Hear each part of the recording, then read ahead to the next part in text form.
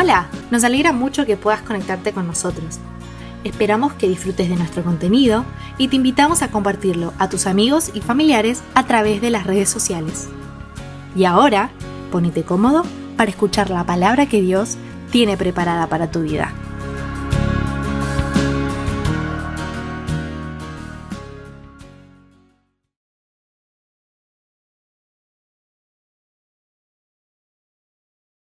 Lindo día de primavera nos ha tocado en este día. ¿Por qué vamos a estar tristes si estamos con un Dios maravilloso, que es como un sol precioso, es fresco?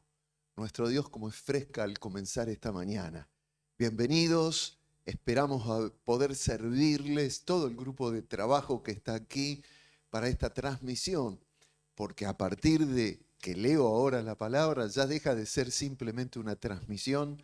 Pasamos a comunicarnos espiritualmente.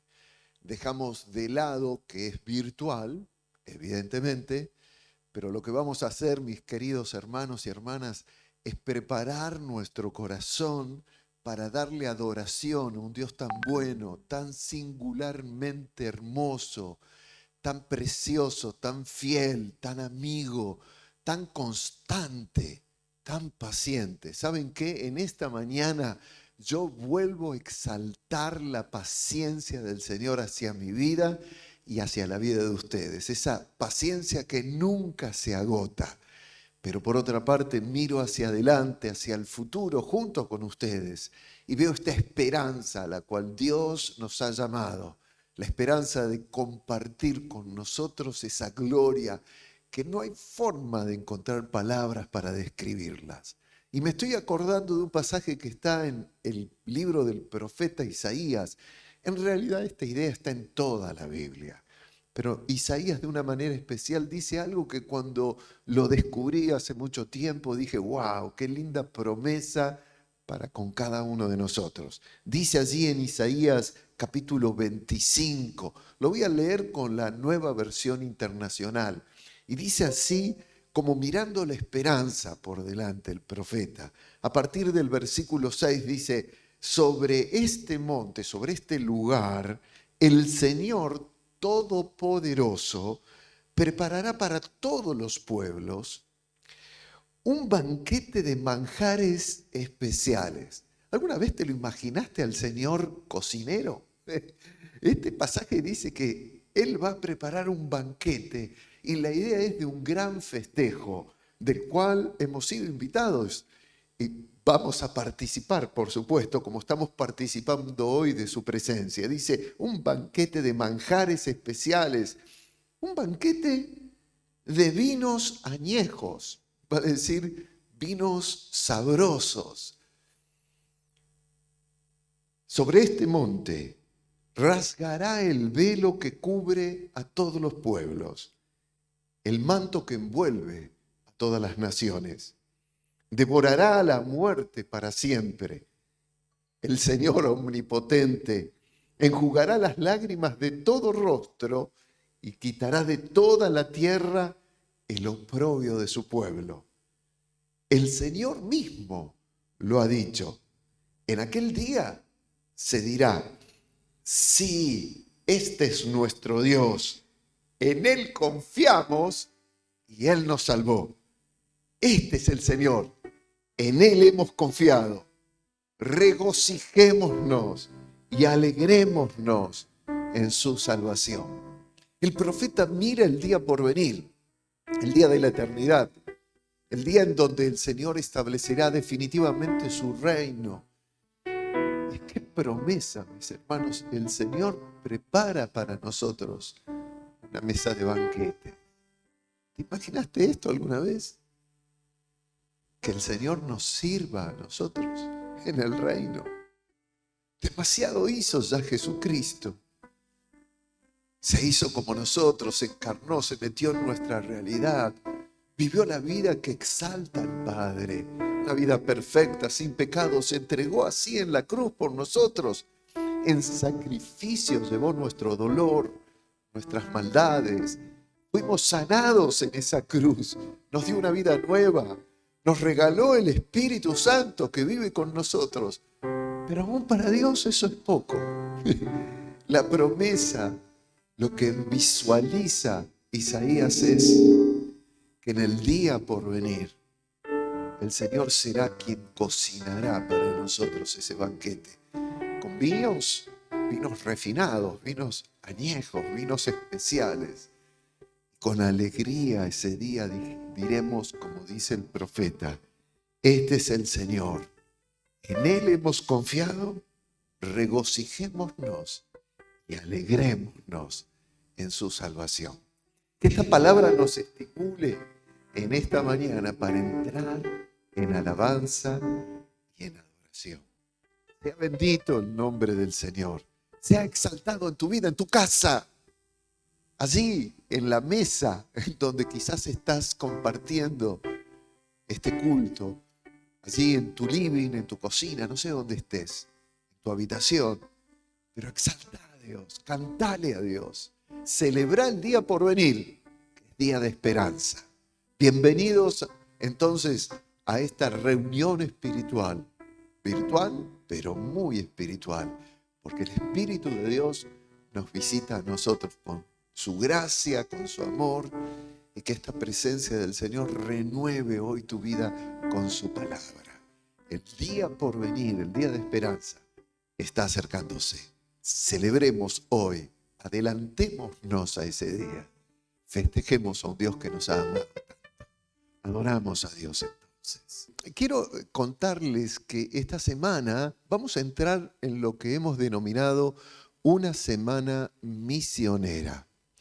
Vale decir que a partir de mañana lunes y los días consecutivos, vamos a tener en los devocionales mensajes directamente aplicados al hecho de pensar en la gran misión que el Señor nos ha dado de compartir el Evangelio con todas las personas. Tengan en cuenta que el miércoles vamos a tener una reunión de oración común, digo común o normal, para presentarle al Señor todas nuestras necesidades. Pero tengo una pero muy buena noticia, y es que a partir del domingo que viene vamos a tener ya reuniones presenciales. Sé que hay muchos de ustedes que quieren ya participar de la adoración como iglesia. Por supuesto, tenemos algunas dificultades lógicas que sabemos que tenemos que llevar adelante con mucho cuidado.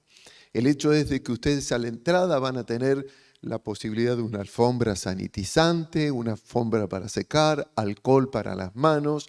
Vamos a tener que estar con barbijos. El lugar va a estar perfectamente sanitizado en todos los sentidos. Así que no vamos a tener ningún tipo de problema si todos llevamos adelante la aplicación de estas normas. También vamos a tener personas que los van a recibir, van a medir la fiebre, como se hace en los negocios y como ya están quizás acostumbrados todos.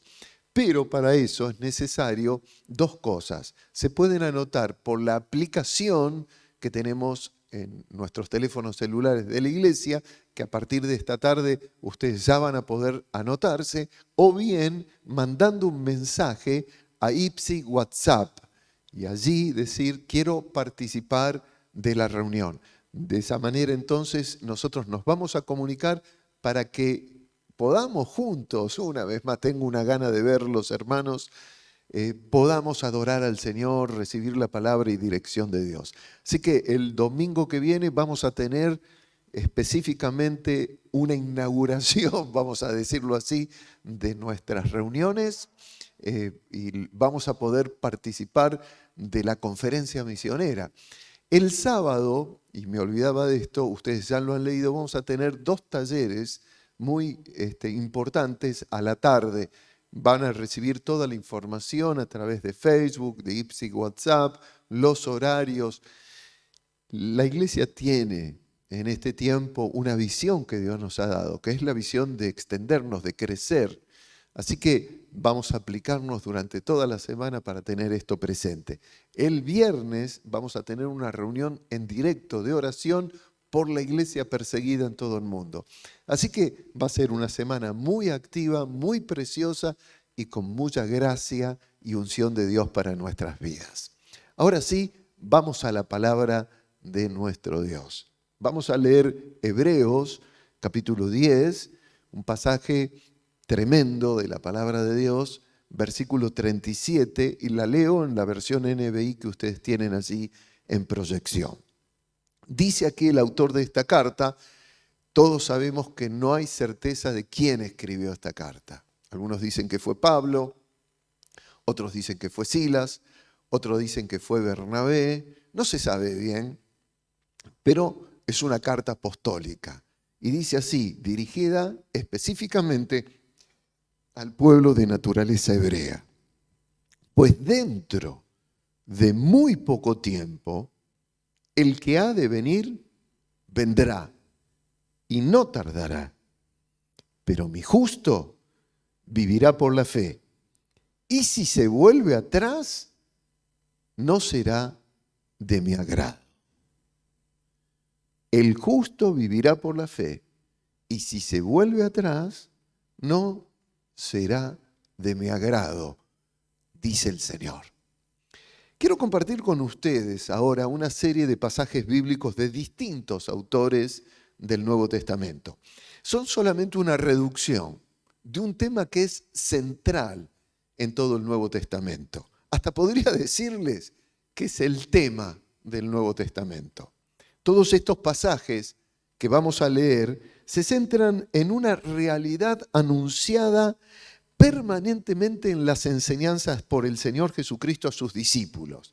Y repito esto con énfasis, una realidad anunciada permanentemente por el Señor Jesucristo. De hecho, está en los 4 evangelios esto. ¿Y qué es luego esta realidad anunciada por Jesús, reiterada en casi todas las cartas apostólicas? Y es la realidad de que Jesucristo regresa y va a establecer definitivamente el reino de Dios. Reino de Dios para el cual tú y yo fuimos rescatados de tal modo que tengamos el privilegio, el increíble e indescriptible privilegio de participar del reino eterno de Dios. Vuelvo a repetir esto antes de leer los pasajes. Es el tema central del Nuevo Testamento y lo que leemos son solamente algunas referencias neotestamentarias. Comenzamos entonces, sin explicar nada, leyendo los pasajes. El primero lo encontramos en Juan, capítulo 14, y dice así, en el versículo 1. Jesús lo dijo, no se angustien, confíen en Dios y confíen también en mí. En el hogar de mi Padre hay muchas viviendas. Si no fuera así, ya se los habría dicho a ustedes. Voy a prepararles un lugar. Y si me voy y se los preparo, vendré para llevármelos conmigo. Así ustedes estarán donde yo esté.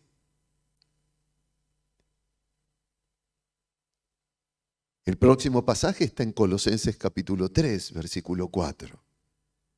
Cuando Cristo, que es la vida de ustedes, se manifieste, entonces también ustedes serán manifestados con Él en gloria. Nuestro tercer pasaje está en la primera carta a los Tesalonicenses, capítulo 4, versículo 16. El Señor mismo descenderá del cielo con voz de mando, con voz de arcángel y con trompeta de Dios. Y los muertos en Cristo resucitarán primero. Luego, los que estemos vivos, los que hayamos quedado, seremos arrebatados juntos con ellos en las nubes para encontrarnos con el Señor en el aire. Y así estaremos con el Señor para siempre. Por lo tanto, anímense unos a otros con estas palabras. Primera carta de Juan, capítulo 3, versículo 2. Queridos hermanos, ahora somos hijos de Dios, pero todavía no se ha manifestado lo que habremos de ser. Sabemos, sin embargo, que cuando Cristo venga, seremos semejantes a Él, porque lo veremos tal como Él es. Volvemos al Evangelio de Juan, capítulo 11, versículo 25. Entonces Jesús le dijo: yo soy la resurrección y la vida. El que cree en mí vivirá, aunque muera. Y todo el que vive y cree en mí no morirá jamás. ¿Crees esto? 1 Corintios, capítulo 15, versículo 23. Pero cada uno en su debido orden. Cristo las primicias, después, cuando Él venga, los que le pertenecen. Entonces vendrá el fin, cuando Él entregue el reino a Dios el Padre, luego de destruir todo dominio, autoridad y poder. Y finalmente, volvemos a la primera carta de Juan, capítulo 5, versículo 11. Y el testimonio es este, que Dios nos ha dado vida eterna, y esa vida está en su Hijo. El que tiene al Hijo, tiene la vida. El que no tiene al Hijo de Dios, no tiene la vida. Bien, estos pasajes que leímos, mis queridos, centralizan el tema que, como les dije antes, es el tema más comentado del Nuevo Testamento. Aún mucho más que el sacrificio de Cristo, o que su encarnación, o que su resurrección. El tema central del Nuevo Testamento, al cual tenemos que mirar con expectación, es el regreso de Cristo y es el establecimiento del reino de Dios. Es la operación maravillosa que permitirá nuestra unión eterna con Él. Y son estos pasajes que leí, algunas de todas las referencias que se encuentran no solamente en el Nuevo Testamento, sino profetizadas en el Antiguo Testamento. Sin que nosotros podamos considerar cada día de nuestra vida esta verdad central del Nuevo Testamento, déjenme decirles esto: nuestra fe carece de esperanza y carece de significado. Si vivimos sin tener en cuenta lo que la palabra de Dios revela con tanto énfasis, nuestra fe no tiene sentido, no tiene significado, no hay esperanza por delante. Diría de nosotros el apóstol Pablo cuando escribe a los Corintios: entonces nuestra fe es solamente una ilusión pasajera, presente. Un Dios que se relaciona con nosotros solamente para las cosas de este tiempo de nuestra vida. No es así. Como lo leímos en Isaías, Dios está preparando un banquete para ti y para mí. Es la esperanza que define de una manera poética nuestro encuentro eterno con la belleza de la gloria de Dios. ¿Oramos? Señor, quiero en esta mañana que con claridad y sencillez me permitas hablar de un tema tan profundo, tan cierto, tan noble. Señor, es un tema que nos desafía a la esperanza en medio de nuestras circunstancias. Es el tema, Señor, es el tema por el cual tú te diste en la cruz por nosotros, para comprarnos para ti.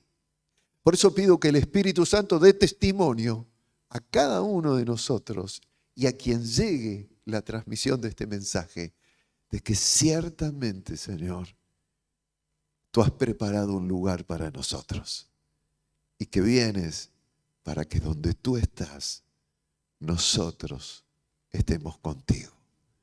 Gracias, Espíritu de Dios, me escondo detrás de tu gloria. Habla tú, Señor, que hablas muchísimo mejor que yo. Habla tú, Señor, es tu palabra. En el nombre de Jesús. Amén. Y amén. ¿Dices conmigo amén? Sí. El Nuevo Testamento, ¿saben?, nos anuncia permanentemente la manifestación del reino de Dios interrumpiendo en la historia humana. Así como Jesús se metió en la historia humana.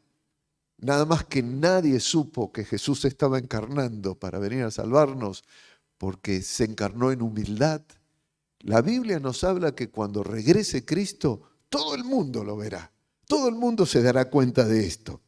No se nos dice cuándo, pero se nos dice sí que se está acercando ese tiempo. ¿Se acuerdan que estuvimos estudiando una serie acerca del Apocalipsis? Este libro, pudimos ver que es el último de la Biblia, justamente está escrito para revelarnos parte de ese proceso. Me encanta cómo termina este libro. Termina con esta idea de que Jesús regresa pronto. Allí en Apocalipsis, capítulo 22, versículo 12, dice, Jesús lo dice, es el último capítulo de la Biblia. Miren que vengo pronto. Traigo conmigo mi recompensa y le pagaré a cada uno según lo que haya hecho. Yo soy el Alfa y el Omega, el primero y el último, el principio y el fin. Y dice en el versículo 20, el que da testimonio de estas cosas dice sí, vengo pronto. En la versión Reina Valera dice sí, vengo en breve. Acá tenemos dos palabras. Voy a usar también la de la versión Reina Valera. La palabra pronto y la palabra en breve. La palabra pronto, traducida de su original griego, tiene que ver con algo que se produce así, de un momento a otro. Es decir, en el original griego, pronto es rápidamente, inmediatamente, de un instante a otro. Y en breve es traducida de la palabra griega tachú, donde se origina, curiosamente, esa palabra que nosotros usamos sin saber su origen, touch. La palabra touch, que generalmente usamos para expresar un toque. Touch, un touch, decimos. Es decir, que ambas palabras están describiéndonos algo que tiene inmediatez, que es algo muy rápido, es algo instantáneo, algo que puede producirse de un momento a otro. En un touch, la dimensión presente puede dar lugar a la dimensión del reino de Dios.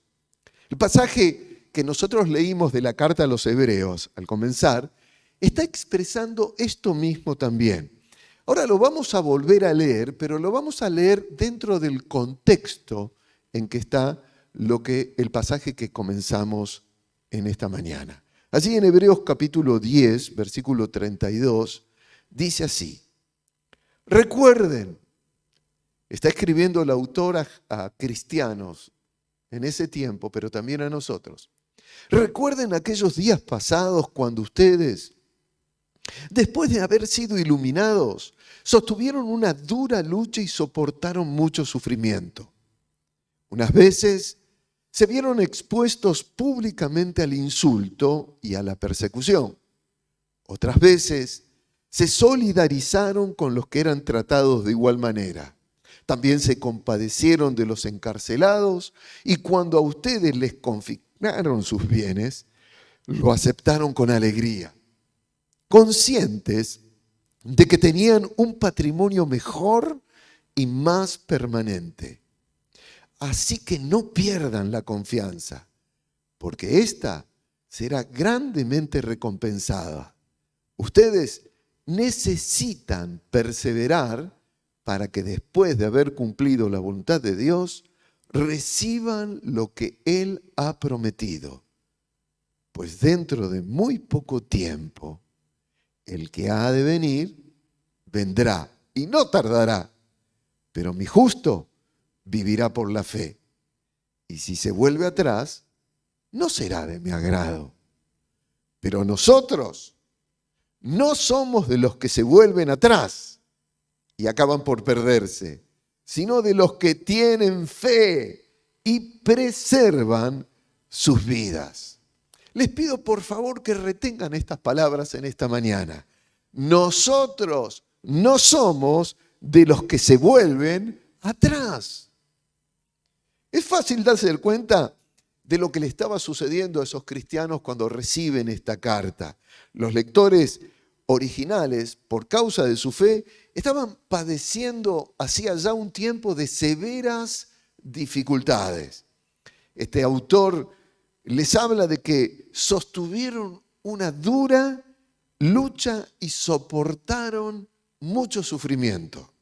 Y resalta que esos cristianos fueron insultados, avergonzados, castigados y hasta hicieron de ellos un espectáculo público. Posiblemente el autor de esta carta está refiriéndose al circo, lo que nosotros conocemos como circo romano, a donde se llevaba a los cristianos para que renuncien públicamente de su fe para evitar el castigo o tal vez su muerte. Y toda la gente iba a ese circo para ver cómo se los castigaba o cómo se los asesinaba. Muchísimos cristianos dieron su vida en ese circo romano sosteniendo su fe en Jesucristo. El tiempo no ha cambiado, porque en los últimos años yo ya les he dicho que han muerto más cristianos en estos últimos 10 años que en toda la historia del cristianismo. La iglesia de Cristo es perseguida, es resistida, porque la iglesia de Cristo tiene un compromiso de vida con su Señor. Es más, el autor de esta carta, como leímos, les recuerda la manera en que ellos habían arriesgado su vida aún siendo a visitar a sus hermanos en la fe presos, exponiéndose a que ellos también los arresten. Y dice aquí el autor de que habían tomado un compromiso con su fe tan grande que los había llevado aún a perder sus bienes, situación que inclusive habían sufrido con gozo. ¿Y todo esto por qué? Porque como dice el autor de esta carta, tenían conciencia de un patrimonio mejor y más permanente. Y por eso les asegura que su confianza les sería grandemente recompensada. Cuando acá el autor de esta carta habla de un patrimonio mejor y más permanente y de una recompensa, se está refiriendo justamente a la promesa de participar del establecimiento del reino de Cristo en su regreso. Lo que sucedía es que aparentemente habían vivido durante tanto tiempo esta adversidad y había sido tan largo el periodo de sufrimiento que algunos de los cristianos se habían desinflado en sus ánimos. Parecía que los problemas que enfrentaban por ser cristianos no terminaban nunca. Y es allí, en esta idea, que el autor les escribe esta carta y les habla de la necesidad de adquirir perseverancia, paciencia. Pero no la paciencia que se terminen de una vez por todas las dificultades, sino la paciencia que persevera justamente en espera del cumplimiento de la promesa del Señor, de su regreso y del establecimiento de su reino. Allí en Hebreos capítulo 10, versículo 35 dice: así que no pierdan la confianza, porque ésta será grandemente recompensada. Y te lo digo a vos, mi querido hermano, mi querida hermana, en este tiempo de lucha en tu vida, no pierdas la confianza, porque será grandemente recompensada. Ustedes, dice, necesitan perseverar para que después de haber cumplido la voluntad de Dios, reciban lo que Él ha prometido. La idea entonces que nos presenta este pasaje es de poder llevar adelante nuestra vida en medio de circunstancias difíciles, no asumiendo una complacencia pasiva, como a veces decimos, y bueno, esperemos que las cosas mejoren. Porque si las cosas no mejoren, ¿qué entonces? ¿Dónde está nuestra esperanza? Acá el autor de esta carta nos está diciendo de que Dios espera que con un carácter dispuesto enfrentemos nuestras dificultades, un carácter que resista activamente ante el sufrimiento y las crisis y no ceda en sus convicciones. Es decir, permanecer de pie en medio de los conflictos de esta vida, en medio de un presente crítico, pero sostenidos en la esperanza de un futuro maravilloso. Miren cómo lo dice este pasaje, versículo 37. Pues dentro de muy poco tiempo, el que ha de venir vendrá y no tardará. Pero mi justo, se está refiriendo a nosotros, vivirá por la fe. Y si se vuelve atrás, no será de mi agrado. Pero nosotros no somos de los que se vuelven atrás y acaban por perderse, sino de los que tienen fe y preservan su vida. ¿Qué palabra es esta? Nosotros somos de los que no se vuelven atrás. Nosotros, diría la versión Reina Valera, somos de los que no retroceden en sus convicciones. No somos de esos, ¿verdad? ¿Verdad que no? Somos de los que tienen fe y preservan su vida. Todo esto que acabamos de ver, es el preámbulo de un texto bíblico sobre la fe que muchas veces repetimos y repetimos, pero que en realidad desconocemos el verdadero sentido por el cual fue escrito.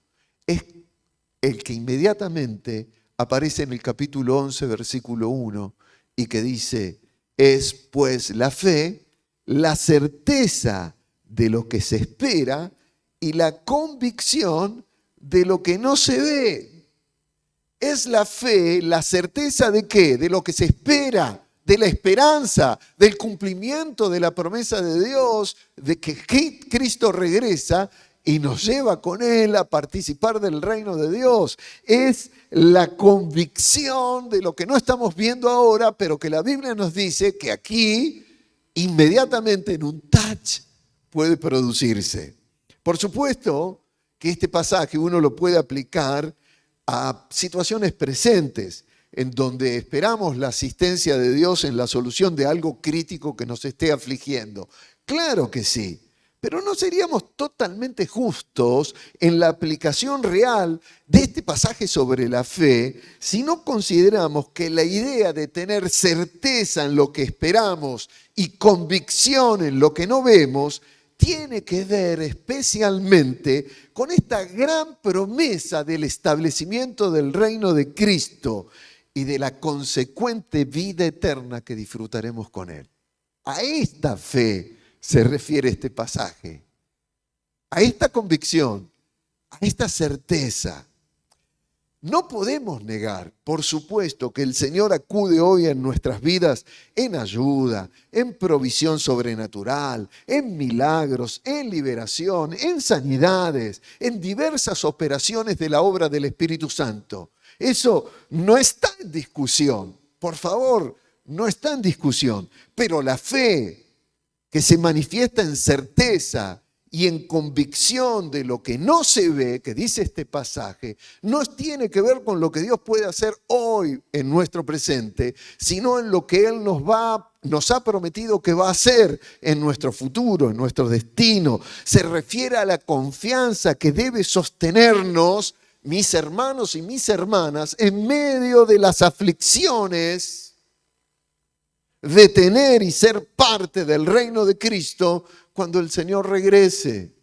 En medio de nuestros problemas, en medio de nuestros conflictos, a veces en medio de las cosas que no están cambiando, porque hay veces que parece que las circunstancias no cambian, como les pasaba a los que reciben esta carta del autor de Hebreos, que estaban aflojándose en su fe, desanimándose porque se repetían la persecución por causa de ser cristianos. Pero era por esto. Los perseguían perdían sus bienes, los metían presos, sufrían dificultades por ser cristianos. Y hay veces, mis hermanos, que nosotros no sufrimos persecuciones por ser cristianos. Tenemos problemas como tiene todo el mundo. Y qué triste es que alguien se desanime, se venga abajo en su fe solamente por su presente. ¿Y saben por qué es esto? Porque se ha olvidado de su futuro, porque no tiene esta certeza en lo que no se ve, esta convicción en lo que se debe esperar. Es muy interesante la palabra certeza, porque literalmente en su original significa pararse debajo de algo. Y esto se usaba en sentido técnico de ejercer el derecho de una escritura de propiedad. Vale decir, alguien se ponía en un lugar debajo, por ejemplo, de una casa o de un árbol, de un terreno, y decía, esta es mi propiedad delante de testigos que lo afirmaban. Era un derecho de propiedad. Es como lo que hoy dicen los escribanos cuando dicen, doy fe en una escritura, dándonos el derecho, al certificar un documento, de tener una propiedad, algo que nos pertenece. Es en este sentido que el autor de la carta a los Hebreos le asegura a esos cristianos que están pasando un periodo de sufrimiento por causa de su fe, que podrán perder muchas cosas por su confianza en Cristo, sus bienes, su libertad o quizás su vida, pero nunca jamás podrán perder el derecho de propiedad eterno que les ha dado Jesucristo. Y quiero que esto te quede bien grabado en el corazón. Nunca, jamás, nada, ni nadie, ni ninguna situación podrán quitar el derecho de propiedad que te ha dado Cristo de pertenecer al reino eterno de Dios. Esa es la esperanza. Mis queridos hermanos, esta palabra tiene el valor de una escritura de propiedad firmada por Cristo mismo, de participar en el reino eterno de Dios. Y Él lo firmó con su vida en la cruz, derramando allí su preciosa vida en su sangre por nosotros. Pablo escribe a los colosenses y les dice así, que el acta que nos era contraria fue clavada en la cruz. Vale decir que todo aquello que podía evitar que nosotros ejerzamos ese derecho de propiedad fue clavado en Cristo, en esa cruz. Y allí el Señor despojó al diablo del reclamo o del derecho por nuestros pecados, fallas, equivocaciones. Nadie te puede quitar esta propiedad de ser parte del reino de Dios. Podemos perder muchas cosas en esta vida. Pueden sucedernos cosas que nos disgustan, evidentemente, no lo ocultamos. Puede ser que se prolonguen nuestras situaciones, pero mis hermanos, hay una esperanza cierta, que tenemos a favor nuestro una propiedad, y es la propiedad de pertenecer por siempre y siempre al reino de Dios. Antes de ir a un tema de adoración, quisiera que volvamos a leer el pasaje con el que comenzamos y luego voy a hacerles unas preguntas. Dice el autor de esta carta, pues dentro de muy poco tiempo, el que ha de venir, vendrá y no tardará. Pero mi justo vivirá por la fe. Y si se vuelve atrás, no será de mi agrado.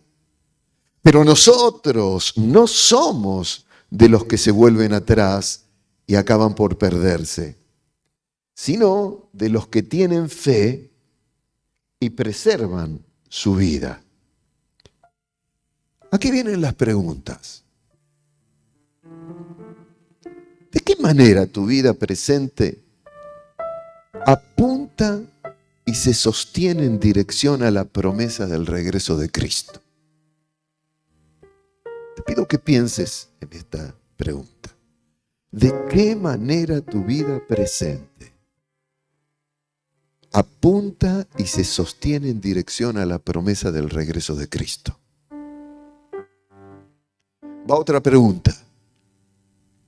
¿Qué valor tiene para ti, sobre todo cuando enfrentas dificultades y circunstancias adversas, la esperanza de esta reunión eterna con Jesús, de la propiedad que te ha dado?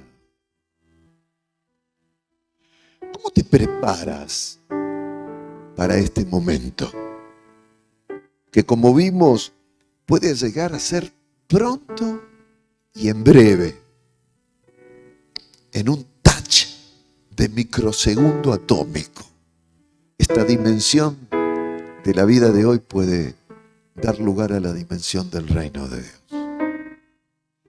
¿En qué forma y de qué manera esta esperanza está sosteniendo tu perspectiva de destino futuro? Al regresar, vamos a compartir una historia que Jesús compartió a sus discípulos, acerca de un hombre que es confrontado con el fin de un proceso de vida, a quien el Señor destacó en esa parábola por su actitud, aunque seguramente el ejemplo que Jesús da en esta parábola.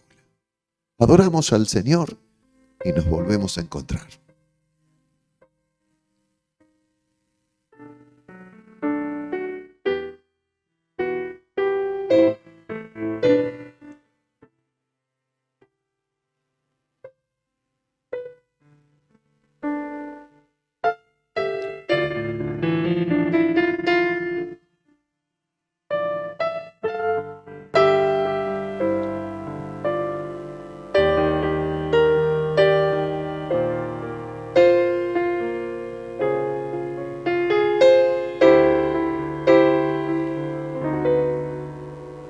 Puede oscurecer, puedo ser rodeado de lo que nunca esperé, estar en la neblina de un gran dolor y pensar que no hay salida para mí.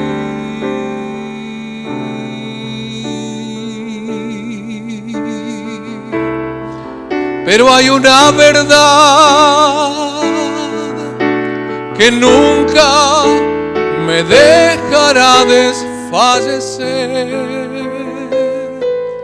y aunque yo no la debe merecer, me sostiene.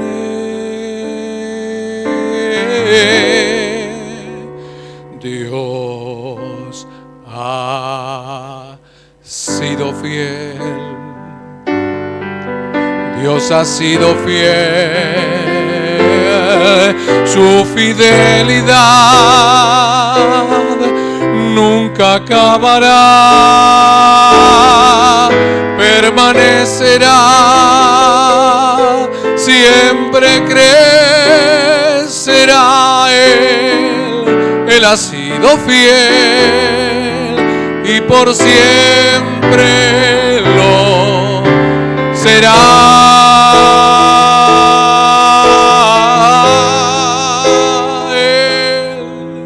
Él ha sido fiel y por siempre lo será. Aunque en mi vida haya dudas, en plena noche oscura, Él extiende sus brazos de amor, y estando en la tormenta, su mirada me alienta y otra vez me deja ver que ha sido fiel, ha sido fiel. Dios ha sido fiel, Dios ha sido fiel, su fidelidad nunca acabará,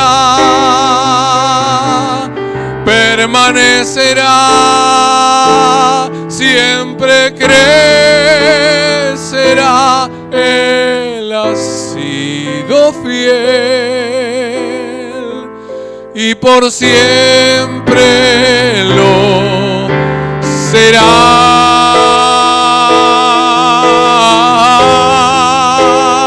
Él ha sido fiel. Él ha sido fiel. Él ha sido fiel y por siempre lo será.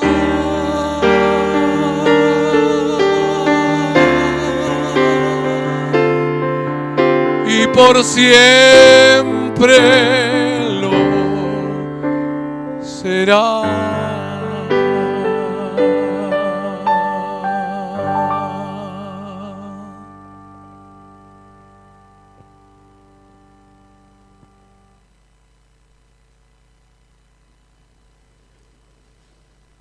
El Señor Jesús contó una parábola a sus discípulos. Así comienza el capítulo 16 del Evangelio de Lucas. Leamos esta parábola. Un hombre rico tenía un administrador a quien acusaron de derrochar sus bienes. Así que lo mandó a llamar y le dijo: ¿qué es esto que me dicen de ti? Rinde cuentas de tu administración, porque ya no puedes seguir en tu puesto. El administrador reflexionó: ¿qué voy a hacer ahora que mi patrón está por quitarme el puesto? No tengo fuerzas para acabar y me da vergüenza pedir limosna. Tengo que asegurarme de que cuando me echen de la administración haya gente que me reciba en su casa. Ya sé lo que voy a hacer. Llamó entonces a cada uno de los que debían algo a su patrón. Al primero le preguntó: ¿cuánto le debes a mi patrón? 100 barriles de aceite, le contestó él. El administrador le dijo: toma tu factura, siéntate enseguida y escribe 50. Luego preguntó al segundo: ¿y tú? ¿Cuánto debes? 100 bultos de trigo, contestó. El administrador le dijo: toma tu factura y escribe 80. Pues bien, el patrón elogió al administrador de riquezas mundanas por haber actuado con astucia. Es que los de este mundo, en su trato con los que son como ellos, son más astutos que los que han recibido la luz. Por eso les digo que se valgan de las riquezas mundanas para ganar amigos, a fin de que cuando éstas se acaban, haya quienes los reciban a ustedes en las viviendas eternas. El que es honrado en lo poco, también lo será en lo mucho. Y el que no es íntegro en lo poco, tampoco lo será en lo mucho. Por eso, si ustedes no han sido honrados en el uso de las riquezas mundanas, ¿quién les confiará las verdaderas? Y si con lo ajeno no han sido honrados, ¿quién les dará a ustedes lo que les pertenece? Todos nosotros sabemos que las parábolas fueron una herramienta metodológica de enseñanza que permanentemente el Señor Jesús utilizó. En los 3 primeros evangelios, Mateo, Marcos y Lucas, se recopilan más de 50 parábolas diferentes contadas por Jesús. Y esto nos posibilita entender que las más grandes enseñanzas que dejó el Señor, sobre todo aquellas que tenían que ver con el reino de Dios, porque la mayoría de las parábolas comenzaban diciendo, el reino de Dios es como, o el reino de los cielos es como, se basaron en estas diferentes historias, en estos diferentes relatos. Algunos estaban basados en hechos conocidos, públicos, como el rey que se va a otro lugar y deja encargado a algunos que administren sus bienes. Esto había sucedido en esa época cuando el rey de esa zona fue al Imperio Romano a pedir que se le diera confirmación en su reinado y dejó a algunos príncipes para administrar. Historias reales, pero también algunos hechos que tenían que ver con relatos costumbristas de su época. Pero una de las cosas que muchos no toman en cuenta al leer o estudiar las parábolas de Jesús, es que en la mayoría de estas parábolas, más que enseñar, el Señor buscaba poner en crisis ciertos conceptos religiosos respecto a Dios muy arraigados en el corazón de su audiencia. Y de la misma manera, en el día de hoy, estas parábolas continúan poniéndonos en crisis a nosotros, cosa que las tendríamos que prestar mucha atención cada vez que las analizamos, porque nos obligan a repensar nuestra fe, a reexaminar nuestras actitudes para con Dios, para con nosotros mismos, en sus propósitos, para con los demás, en nuestras relaciones, y a visualizar si en realidad estamos llevando adelante los propósitos que el Señor tiene para nuestras vidas. Es decir, ¿dónde están puestos nuestros esfuerzos? ¿Dónde están puestos hoy nuestros esfuerzos en base a nuestra esperanza futura de participar del reino de Dios? Porque supongo que debe ser la esperanza que está en tu corazón. Por lo tanto, tu presente marca hacia tu futuro. Podríamos quizás preguntarlo de otra manera. Si estamos convencidos de que vamos a participar de ese proyecto del reino de Dios, ¿cómo justamente hoy proyectamos nuestro presente en base a ese futuro? ¿Me entiendes lo que estoy diciendo? ¿Qué haces con tu hoy en base a esta esperanza futura? Porque nuestra manera de percibir nuestro presente debe estar unida, mis queridos hermanos, a nuestra perspectiva futura. Si es que en realidad creemos firmemente en esa esperanza del reino de Dios, en su promesa. Porque vimos antes que la fe es la convicción de lo que se espera, la certeza de lo que no vemos. Tienes certeza de ser parte del reino de Dios. ¿Cómo estás manejando hoy tu presente? Lo que es muy interesante de las parábolas del Señor es que ponen en crisis generalmente muchos de nuestros conceptos éticos, morales, religiosos. Porque, por ejemplo, ¿quién entiende una parábola en la que un padre da un tratamiento preferencial a un hijo vago y de mala vida cuando regresa a su casa luego de haberse gastado todo lo que el padre le dio en ruinas? Y encima cuando llega el padre lo premia y no celebra al otro hijo súper laborante que se mató tratando de hacer las cosas bien, como relata la parábola del hijo pródigo. Si no llegamos a entender que esa historia, como una crítica de Jesús a la supuesta justicia propia de los religiosos de su tiempo, a quienes la gracia con la que el Señor describe al padre de esta historia es una figura de Dios que les sonaba como una cachetada a los conceptos que ellos tenían de sí mismos y de su propia justicia delante de Dios. ¿O qué clase de ejemplo de justicia disparatada es aquella de la parábola de los obreros del campo a quien el patrón contrata a algunos en la última hora del día y le paga lo mismo que le paga a los que estuvieron bajo el sol trabajando durante 8, 10 o 12 horas? Uno no entiende esto, pero es una parábola de crisis, una parábola en la que el Señor busca describir la imagen de Dios como la de un amo que se goza en ser bueno y generoso.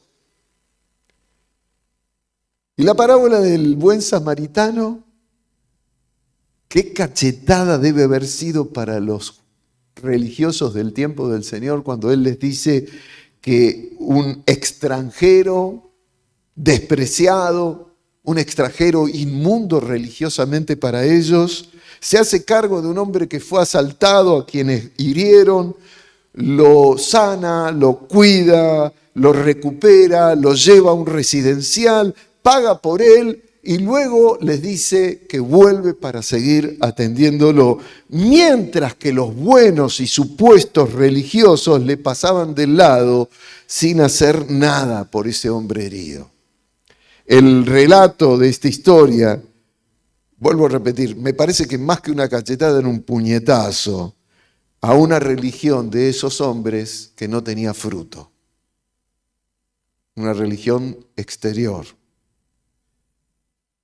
Tenemos entonces, y mencioné estas 3 parábolas nada más, podría mencionar otras, que la mayoría de estas historias que Jesús compartía para enseñar son enseñanzas de crisis, porque cuestionaban actitudes, preceptos culturales, costumbres religiosas y sobre todo confrontaban esos conceptos acerca de Dios y su voluntad y los ponían para arriba, así como Jesús pone las mesas de los cambistas cuando entra en el templo y las da vuelta porque habían convertido ese lugar que era para encontrarse con Dios en un mercado público.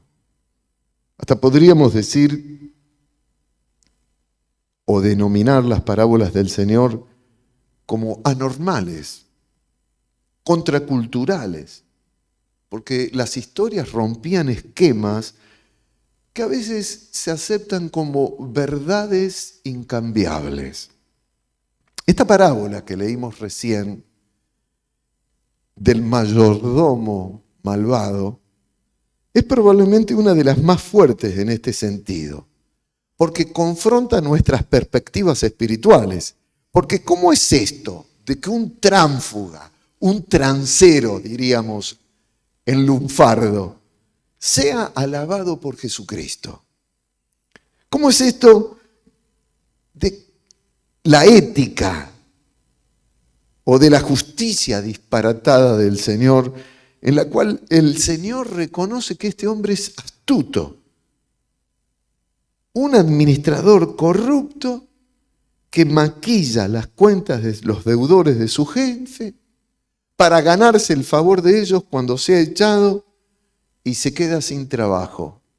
El Señor dice, fue muy astuto. ¿Cómo es esto de que Jesús, que es el maestro de santidad, resalte la virtud deshonesta de un criminal?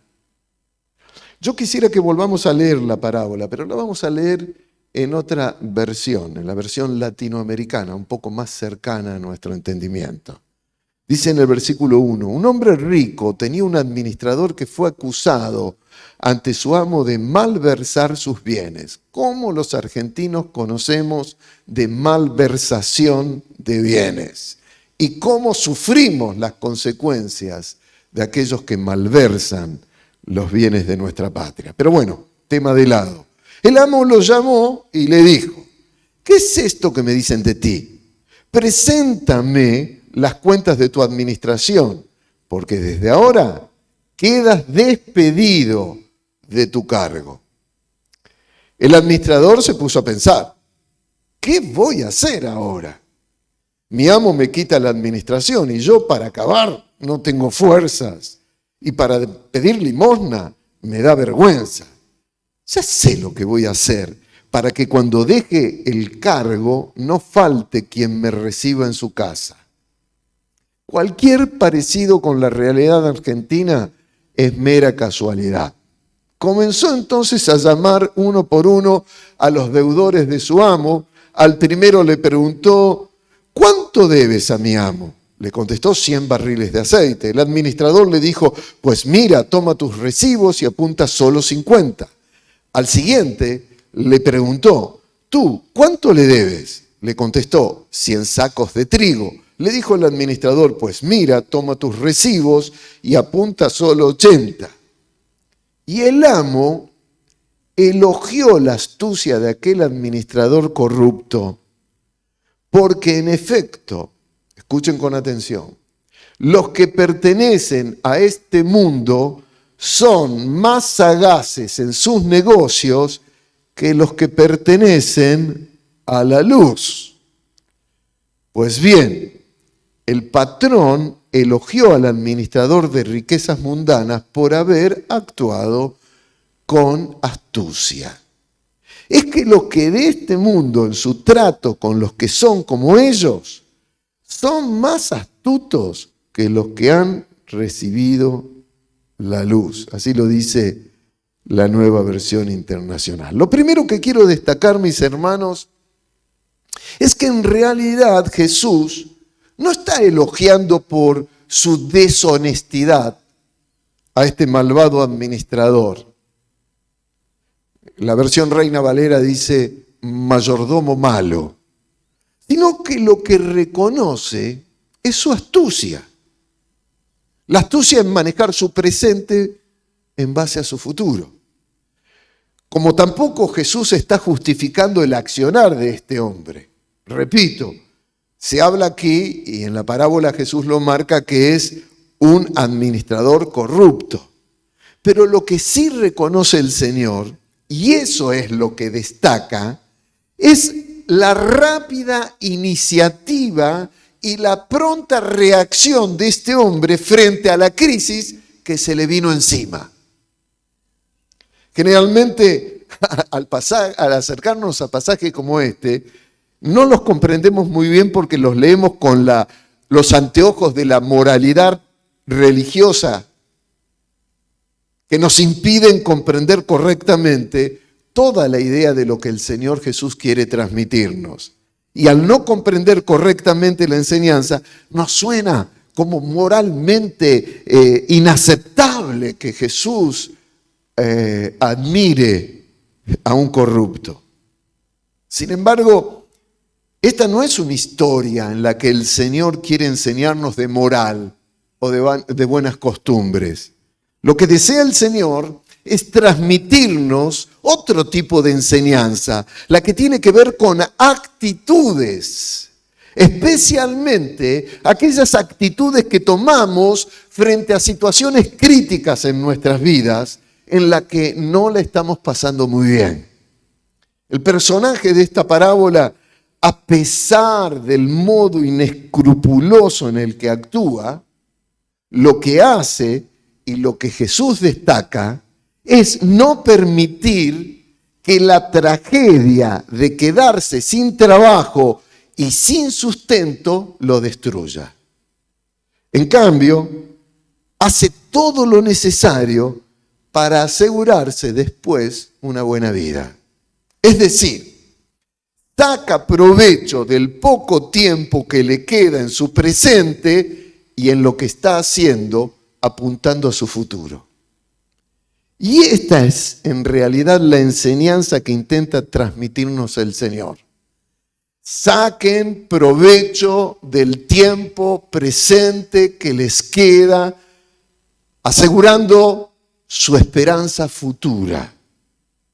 Así que la pregunta para hacernos es, ¿cuál es nuestra actitud en el tiempo de vida que nos queda?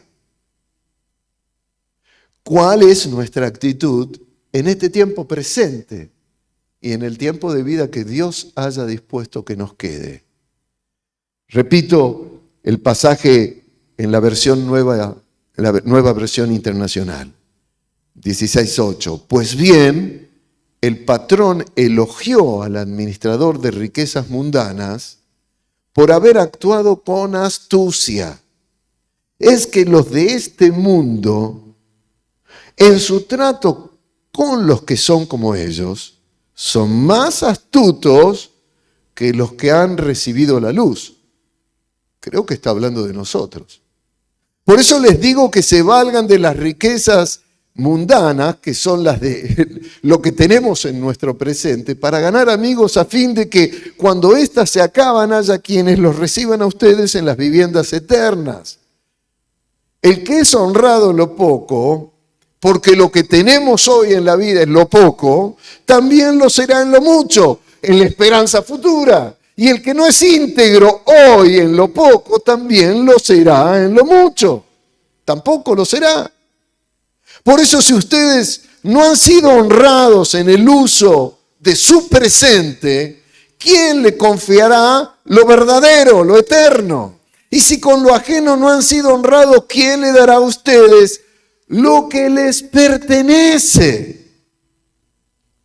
Lo que quiere el Señor destacar es que todo lo que tenemos en esta vida, mis amados hermanos, debe rápidamente utilizarse y accionarse para invertirlo en la verdadera vida.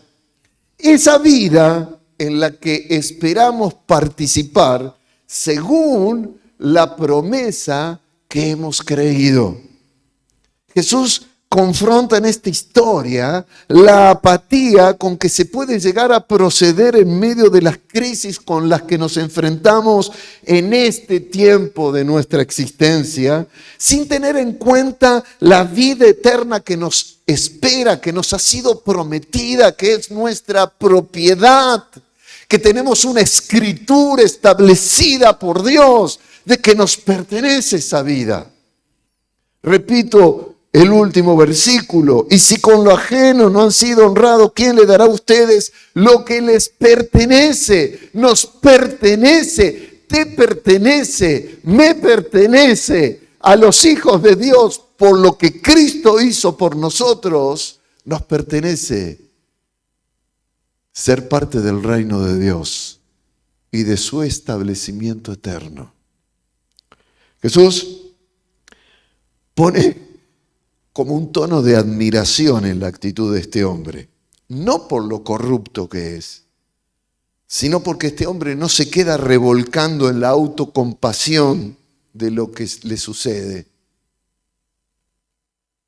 sino porque rápidamente y hábilmente actúa con sagacidad, con artificio diría, arma con su presente su futuro.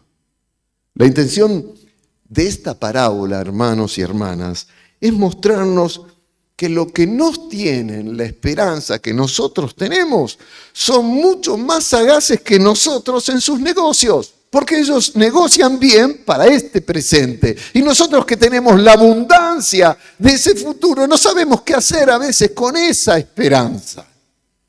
Los de este mundo, en su trato con los que son como ellos, son más astutos que los que han recibido la luz, dice Jesús. Es decir, aprovechan mucho mejor su presente pensando en su futuro. El Señor quiere enseñarnos a responder de manera inmediata en la toma de decisiones para actuar, como lo hace este administrador despedido, a situaciones críticas que chocan muy duro con nuestra realidad. Porque el Señor no ignora que vivimos en un mundo que levanta situaciones críticas muchas veces por las cuales no queremos pasar. De hecho, jamás hubiera dicho el Señor Jesús, en el mundo tendréis aflicción, pero confiad, yo he vencido al mundo. Un mundo ordenado en un sistema de pecado que levanta maldad y trae aflicción y trae situaciones de conflicto a nuestras vidas. Jesús quiere enseñarnos a no dudar en implementar esas acciones rápidas de fe al padecer esas dificultades, porque si no lo hacemos prontamente, como lo hizo este hombre, en el tiempo que le quedaba, actuó hábilmente, esas circunstancias adversas pueden llegar a conducirnos a un estancamiento espiritual, a marchitar nuestra confianza en Dios, a aplastarnos en sentimientos de victimización inútiles. Un cristiano no puede sentirse víctima porque tiene el derecho de propiedad de la eternidad. Debemos actuar prontamente porque el diablo está esperando nuestra duda, nuestro aflojamiento, nuestro desánimo para acusar a nuestro Dios. Cuando Él es inacusable, porque nos dio todo, nos dio su vida para asegurarnos esa eternidad.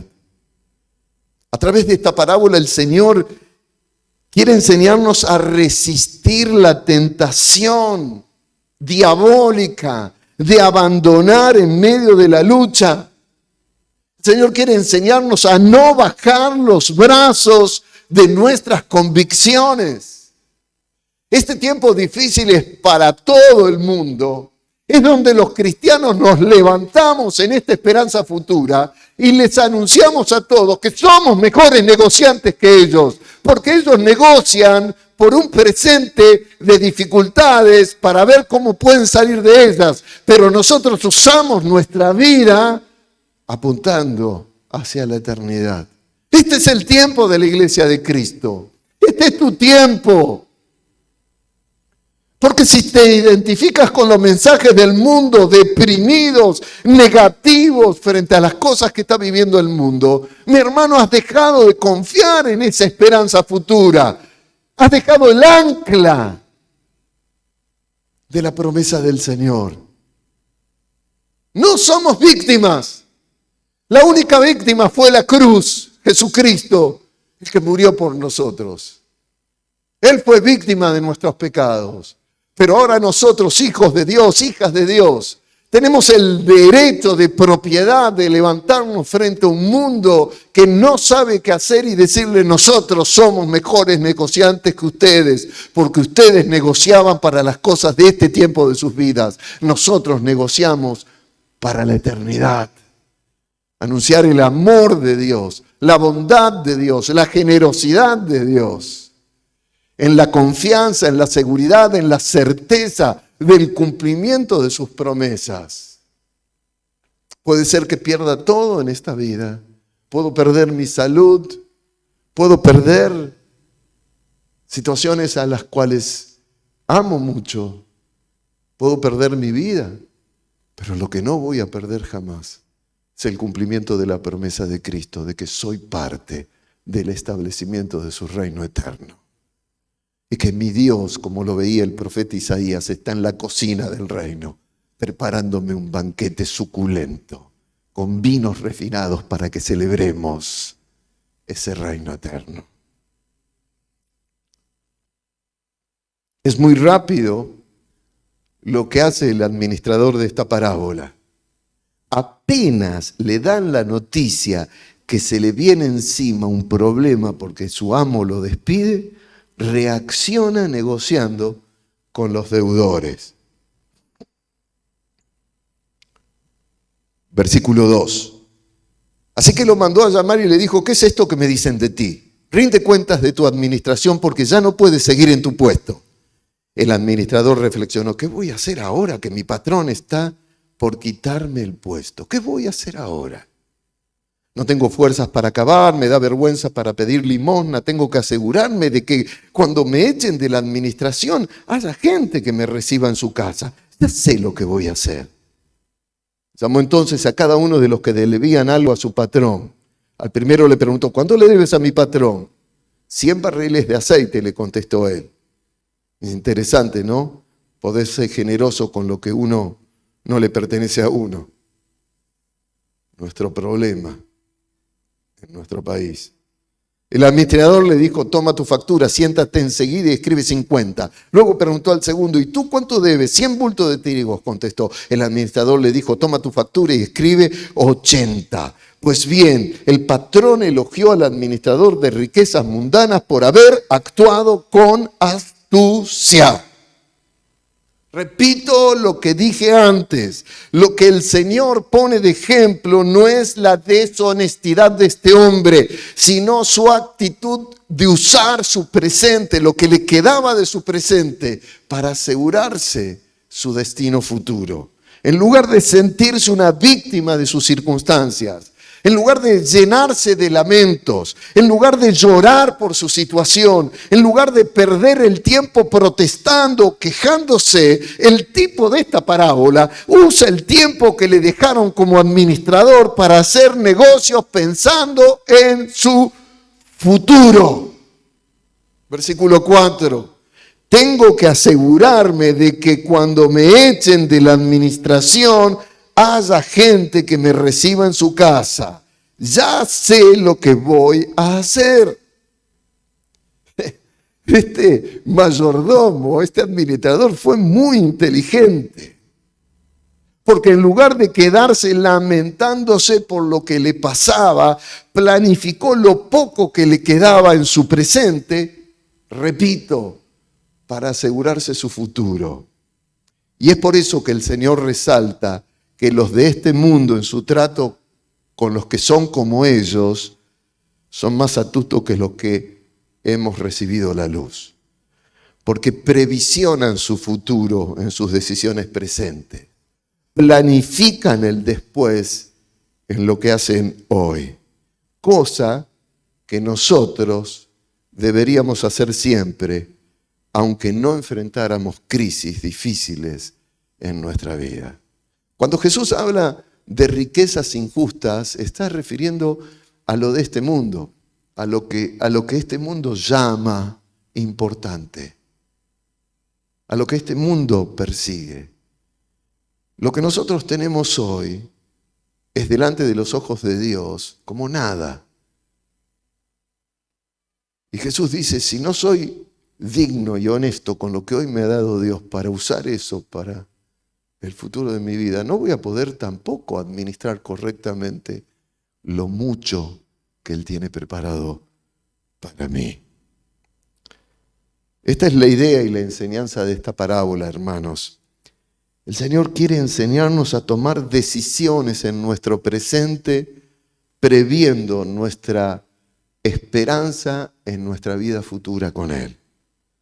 La enseñanza de esta parábola es la de sostener nuestra vida hoy en el ancla de la esperanza de que hemos participar de un reino inquebrantable, incorruptible, inmarcesible, de exuberante plenitud que el Señor tiene reservada para con cada uno de nosotros. Jesús nos anima a permanecer invirtiendo fielmente nuestro hoy en aquello que no hemos de perder nunca y que Él, como les dije antes, nos aseguró como propiedad nuestra, dando su vida en la cruz. El Señor quiere que miremos a esta esperanza, que miremos la belleza de una existencia que nadie nos podrá quitar, porque nosotros tenemos el título de propiedad que el Señor ha asegurado para nosotros. El Señor nos exhorta a no volver atrás de nuestra esperanza cierta puesta en Él y en lo que Él nos ha prometido. Volvamos al pasaje de Hebreos con el que comenzamos. Hebreos 10, versículo 32 al 39. Recuerden aquellos días pasados, cuando ustedes, después de haber sido iluminados, sostuvieron una dura lucha y soportaron mucho sufrimiento. Unas veces se vieron expuestos públicamente al insulto y a la persecución. Otras veces se solidarizaron con los que eran tratados de igual manera. También se compadecieron de los encarcelados. Y cuando a ustedes les confiscaron sus bienes, lo aceptaron con alegría, conscientes de que tenían un patrimonio mejor y más permanente. Así que no pierdan la confianza, porque esta será grandemente recompensada. Ustedes necesitan perseverar para que después de haber cumplido la voluntad de Dios, reciban lo que Él ha prometido. Pues dentro de muy poco tiempo, el que ha de venir, vendrá y no tardará. Pero mi justo vivirá por fe. Y si se vuelve atrás, no será de mi agrado. Pero nosotros no somos de los que se vuelven atrás y que acaban por perderse, sino de los que tienen fe y preservan su vida.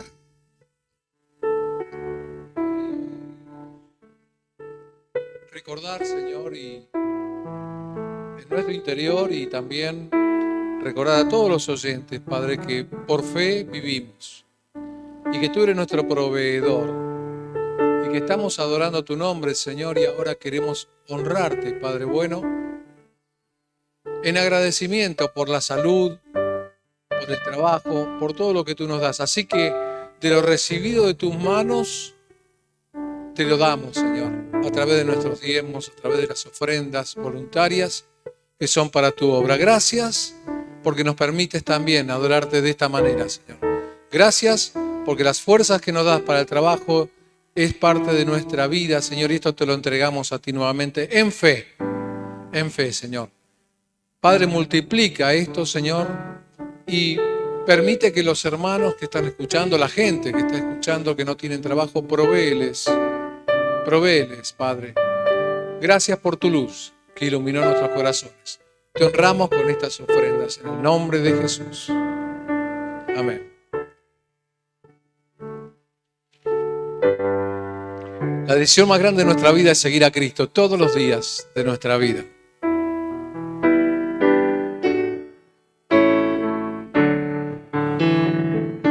He decidido seguir a Cristo. He decidido seguir a Cristo. He decidido seguir a Cristo. No vuelvo atrás, no vuelvo atrás. La cruz está ante mí, el mundo atrás quedó. La cruz está ante mí, el mundo atrás quedó. La cruz está ante mí, el mundo atrás quedó.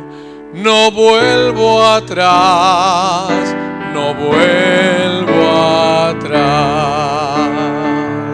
La vida vieja ha quedado atrás. La vida vieja he dejado atrás. La vida vieja he dejado atrás. No vuelvo atrás, no vuelvo atrás. Eres el Rey de gloria me ha transformado. El Rey de gloria me ha transformado. El Rey de gloria me ha transformado. No vuelvo atrás, no vuelvo atrás.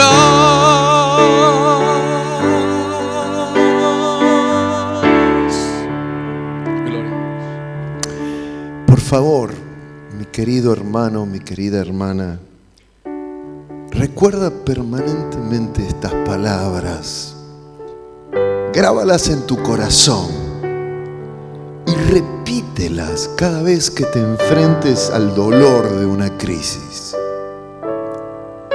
Yo no soy de los que vuelven atrás y acaban por perderse, sino de los que tienen fe y preservan su vida, la invierten bien. ¿Te animás a decirlo en voz alta en tu casa, en este tiempo, en medio de las circunstancias, ya sean difíciles o no, que estás atravesando? Yo no soy de los que vuelven atrás. Yo no soy de los que vuelven atrás.